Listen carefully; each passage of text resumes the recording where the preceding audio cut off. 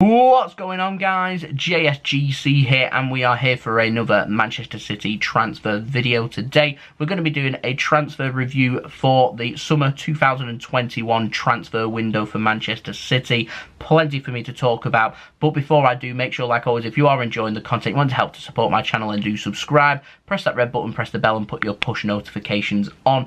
Aiming for 21k subscribers, less than 300 subs away, so any help towards that would be much appreciated. Social media links there in the description below and sliding across at the bottom of the screen if you want to go and follow me on my Twitter and Instagram. My email also in the description below too if you want to hit me up for any sponsorships for any videos or any general business enquiries. Leave a thumbs up as well if you did enjoy this video, and most importantly, let me know what your thoughts in the comments below, as I'm always interested in what you do have to say with regards to Manchester City's performance in the transfer market. In the comments below, rate it out of 10. What do you give it? Put that in the comments right now and let me know. But first, this video is brought to you by OneFootball. This video is brought to you by OneFootball. If you want to download the OneFootball app, all you need to do is press the link at the top of my description, which will take you forward to where you can download this app. The OneFootball app is extremely useful if you are a huge football fan just like me. It provides you with the latest footballing news, transfer news, and the latest videos as well. It is one source of information of where I get my transfer news from. It also allows you to see the latest scores with what's happening in the footballing world. If you just click on a game, including any Manchester City game, it will not only bring up the latest team news, but it will also bring up the latest statistics and keep you up to date with everything happening in that game. If you want to download this app, all you need to do is press the link at the top of the description to stay up to date. Thank you very much to OneFootball for sponsoring this video. It is much appreciated. If you want to go and check out the OneFootball app with all the latest football news, transfer news, as well as the latest scores, statistics, live league tables, what channel you can view the game on, and all that good footballing stuff, then do go and check out the OneFootball app through the link at the top of my description. Pressing that link will take you to the download page to download OneFootball. It's a free app to download, and downloading the app through that link also helps to support the future content created here on my channel. Without further ado though, let's crack on with this video. First, I'm going to start with my rating, and then I'm going to explain why I've come to that conclusion. So to me, Manchester City's performance in the transfer market out of 10, I'm going to give us a solid 4 out of 10. Sounds quite harsh. I'm sure some could argue that I'm being quite generous with that as well. I'm going to address that and why I think that. So I think firstly, we need to start off with the first bits of business that we did in this market, and that's starting off with the outgoings. Now, I'm not going to bother to sit here and discuss all of the loan players that have headed out of Manchester City, because quite frankly, I'll be here all day. All I want to speak about is players that are affecting the first team squad. And in terms of that comes in terms of outgoings. Eric Garcia, he left Manchester City. He didn't want to sign a new contract.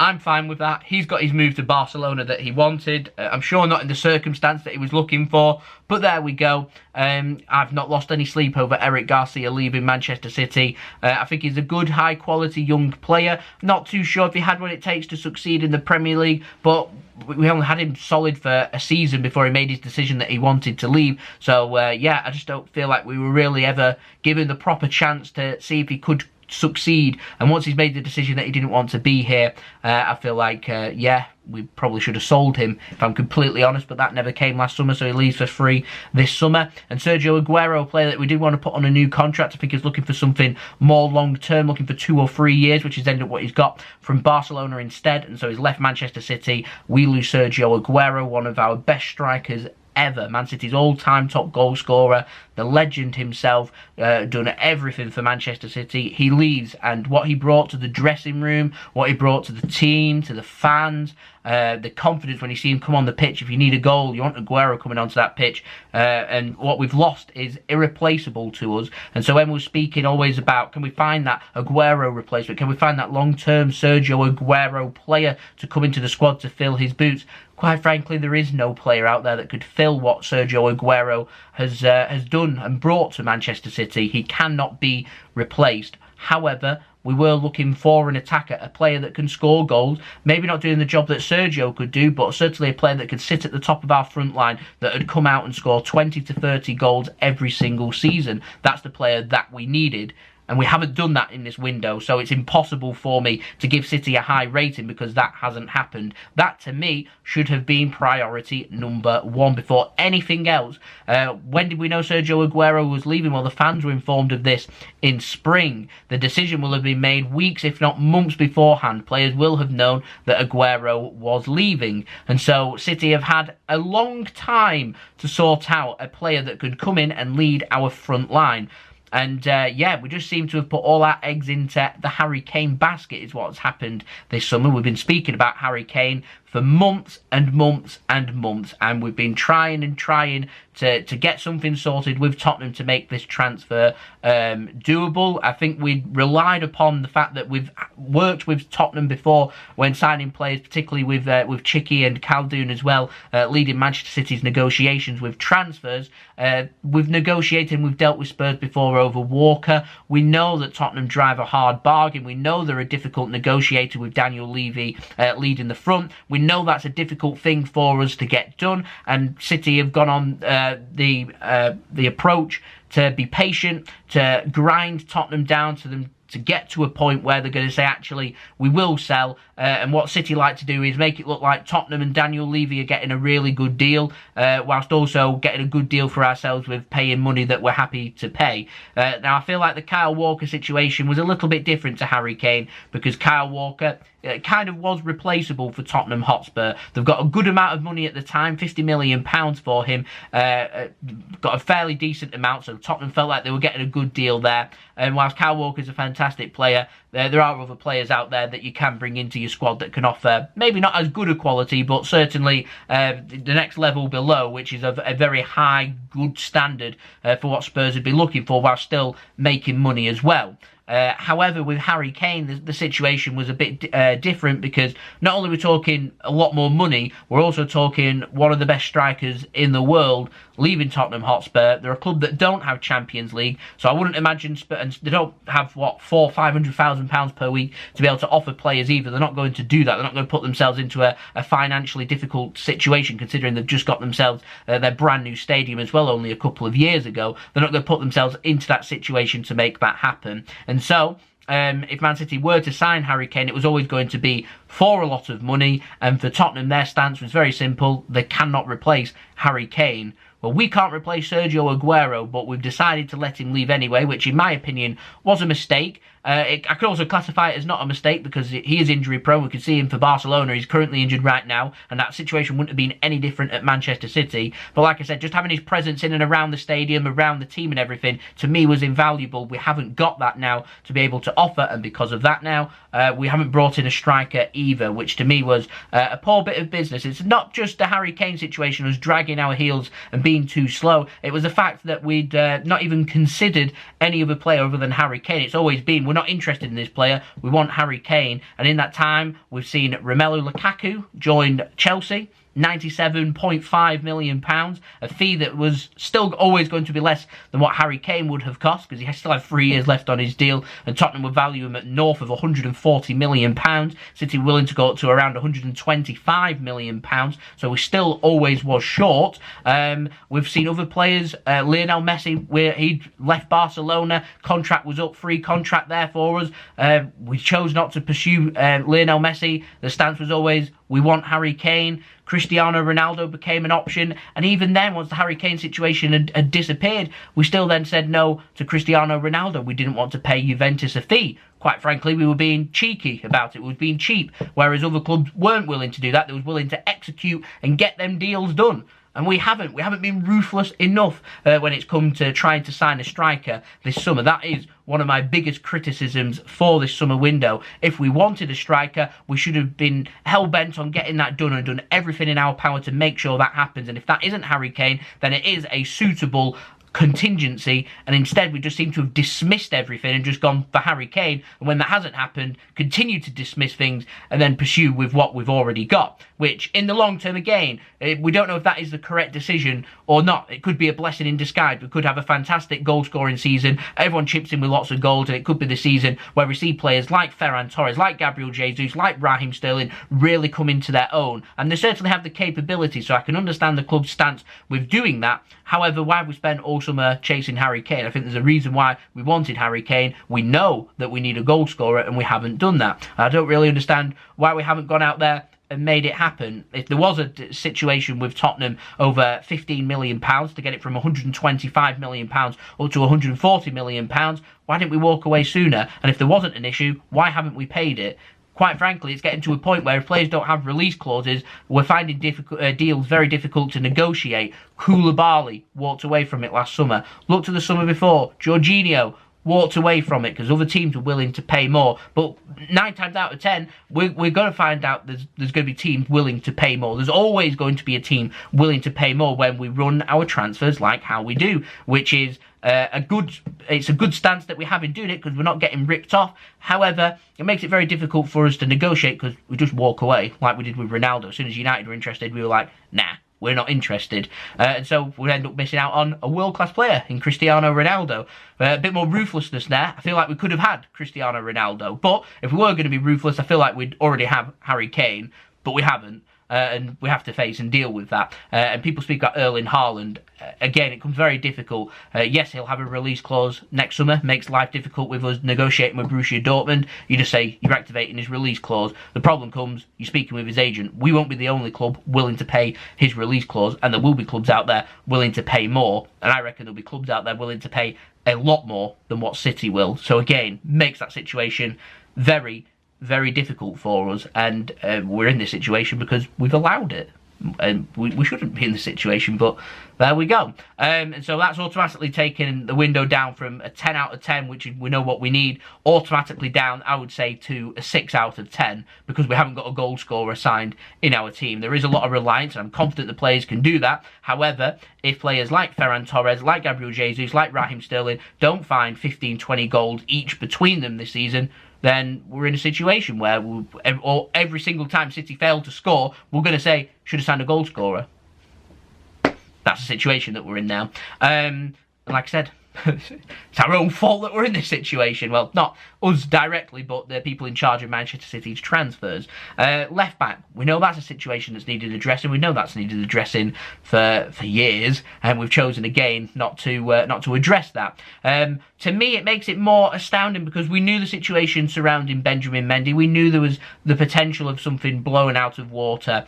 We already knew how injury prone he was. We knew that he was a little bit inconsistent as well. Was he the quality that we were looking for? And if you want to be ruthless about it, then the answer is no. But I was always willing to give Benjamin Mendy a chance because I've seen what he can do for Monaco, and there's no doubting that when in full form, he's a fantastic football player. However, the off-field antics now have ended up putting him into a situation that he's now in. And so it's well out of Manchester City's hands. Benjamin Mendy is suspended by the club, and we don't have a natural left-back. João Cancelo, brilliant player, can cover a job. Of course he can. Zinchenko, again, can cover a job. Brilliant player. Nathan Ake, Laporte, they can all play there. So it's not a position that worries me that much, but it will worry me more throughout the season if there is an injury to any key fullback. And to me, any key fullback includes Cancelo, Walker, or Zinchenko, because otherwise we then start looking a bit short, particularly when we're playing every 3 to 4 days. When we're playing every week, not really that much of a problem, but when we get right into the nitty-gritty, get into December, playing every 3 to 4 days,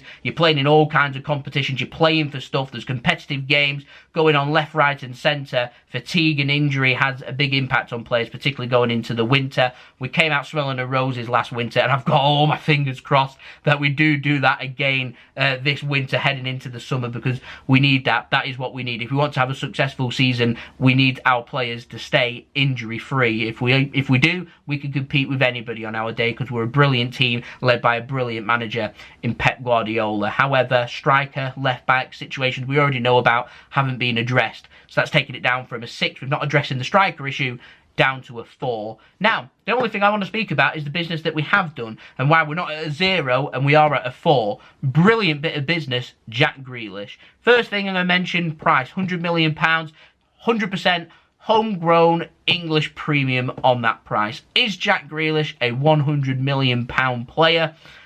The answer is no, but the answer is also now yes, because we've paid that. And that comes with pressure. Jack Grealish, every time he's playing, needs to make things happen, needs to be getting goals, needs to be getting assists, and he seems to be settling in really nicely at Manchester City. He's used to the Premier League, he knows what to expect, he knows his quality, we know his quality, so that does help. Do I think we've overpaid? Yes, that's an opinion. I'm sure there'll be other people out there that will say he was worth £100 million. And a player's value is only the value of what a club's willing to spend, and we were willing to spend £100 million to bring him in. He's a creative player, helps ease the burden on Ilkay Gundogan, Phil Foden and Kevin De Bruyne, particularly at a time with De Bruyne and Phil Foden picking up injuries. And I can guarantee right now throughout the season there'll be more De Bruyne and Phil Foden injuries as well. It helps ease that burden no end. We always have that creativity there, and I'm never going to say no to more creativity. What would be really nice would be to have a striker sitting up top that can score them goals. Ferran Torres, big season coming ahead for him. I always say, give players 2 seasons before you can judge. Well, Ferran Torres is in for a massive season. If he can find them goals, then we may already have our problem solved up top. And what I'm chatting about here may be complete rubbish. And yeah, you'd be free to disagree. Like I said, though, do have my concerns about that. I do, though, think Jack Grealish is a very good signing for Manchester City. And I'm never going to say no to top quality players coming into Manchester City and improving our team. And considering last summer we lost David Silva, we lost a bit of our creativity. We scored plenty of goals last season, but there was also at times we lacked a little bit of flair and creativity at times in some of the games. So I think Jack Grealish certainly helps with that. But let's not forget, last season we were, 3 games away from perfection. We're not far off where we needed to be. There's some issues that have been addressed. Like I said, David Silva left and we've got a bit more creativity in now. However, there's other players that have since left that we've not chosen to address as of yet. So, long season, we'll see what comes. I'm more than happy, always, one of the big trophies. Give me the Premier League and or Champions League, and I'll be happy come the end of the season. Give us our annual Carabao Cup as well, and I'll be happy with that. Can we go for the lot, though? That is the question. Teams have strengthened around us. Certainly going to be very competitive at the top of that Premier League table, and it's going to be competitive in the Champions League as well. Is this the season that City do it? Is this a season where we finally win the big ears, the European Cup, and bring the Champions League to the Etihad Stadium for the first time? That would be fantastic. And I'll come back to this video and I'll think, JSGC, you don't know what you're talking about. You're chatting rubbish. I might come back next summer and say, JSGC was absolutely spot on. We'll go one or two ways. No real in-between. So there we go. They're my thoughts on the transfer window. Like I said, it's had some ups and downs. Not been as great as what I was hoping for. If we brought in a striker, I think it would have been a brilliant window. They're my thoughts, so I'm sure there'll be people out there that disagree. Let me know in the comments below if you agree or disagree. What do you agree with? What do you disagree with? Let me know in the comments below. Most importantly, rate it out of 10. How is Manchester City's performance in the transfer window this summer? Let me know in the comments below. From me, it's a 4 out of 10. If it makes you feel any better, solid 4 out of 10. Maybe unlucky to not get a 5, but I've gone with a 4. So there we go, they're my thoughts. Leave a thumbs up if you did enjoy this video. Let me know your thoughts in the comments below. Subscribe to my channel as well if you're new around here. Press that red button, press the bell and put your push notifications on. Plenty more Manchester City content to come. Plenty more JSGC content to come as well for everybody to look forward to. So subscribe if you haven't already. We're now less than 700 subs away from 21,000 subscribers. Also, don't forget social media links. They're in the description below and sliding across at the bottom of the screen if you want to go and follow me on my Twitter and Instagram. Email also in the description below too if you want to hit me up for any sponsorships for any videos or any general business enquiries. Also, do go and check out today's video sponsor, OneFootball, which will keep you up to date with all the latest football news, transfer news, as well as the latest scores, statistics, live league tables and all that good stuff. Link is at the top of my description. Pressing that link would be much appreciated by me. It does help to support the future content created here on my channel, and it's also a free app to download. Transfer window, transfer videos for the summer now done and dusted. See me gain a couple of sponsors. It's seen me pick up over 20,000 subscribers. City making £100 million signing. We've missed out on our top targets. We've not addressed issues that we already knew were there, and we've not addressed them. We've turned down Messi. We've turned down Ronaldo. We didn't sign Harry Kane. Benjamin Mendes being arrested. And we've not got a natural left back for the season. What a summer when I review it like that. Anyway, I'll see you all again soon. I've been JSGC. Thank you everyone for watching. I hope everyone is safe and well. I hope everyone has an awesome rest of their day as well. And I'll see you all again soon. I've been JSGC. Peace. Ciao for now.